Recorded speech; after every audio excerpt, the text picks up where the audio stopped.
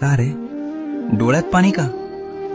फक्त यासाठी रडतोयस ना की तुला माझ्याकडे अक्कलकोटला येता येत नाहीये. इतर लोक जातात आणि तुला मात्र परिस्थितीनं बांधून ठेवलंय याचं वाईट वाटतंय ना. तू तिथे येऊन त्या गर्दीत मला शोधतोस, पण मी तर तुझ्या घरातल्या त्या कोपऱ्यात तुझ्या देव्हाऱ्यात मांडी घालून बसलोय.